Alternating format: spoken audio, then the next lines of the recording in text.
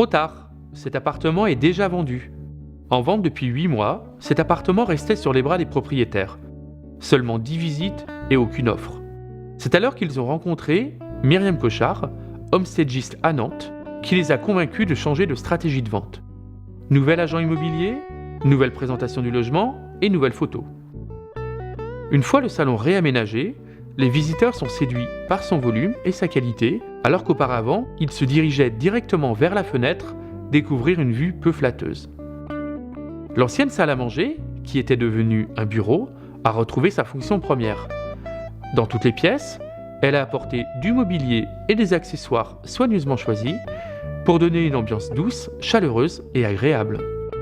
Après valorisation, l'annonce de cet appartement a suscité beaucoup d'appels, des visites, et cet appartement a trouvé acquéreur en 15 jours seulement, au prix du mandat, sans aucune négociation.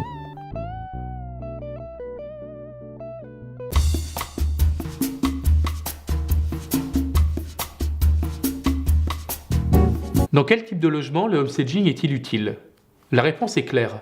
Quasiment tous. Quasiment, car la seule exception concerne les logements à rénover ou à réhabiliter. Effectivement, dans ces cas-là, il n'est pas possible de valoriser physiquement le logement, cela n'aurait pas de sens. La solution pour ces logements sera de fournir un devis détaillé, complet aux acquéreurs, avec une projection en image du résultat après travaux. Une fois que l'on a mis de côté ces logements à rénover, il reste tous les autres.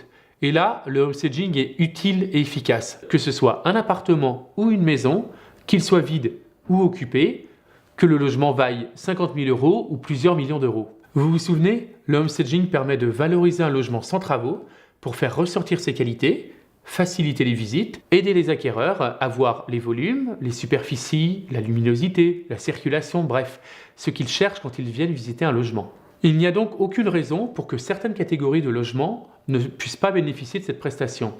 Pourquoi certains appartements seraient mis sur leur 31 alors que d'autres resteraient dans leur jus ? Le homestaging est encore peu répandu aujourd'hui en France, contrairement à de nombreux pays. Ce sont les logements homestagés qui partent les premiers, car à caractéristiques équivalentes, la présentation fait pencher la balance.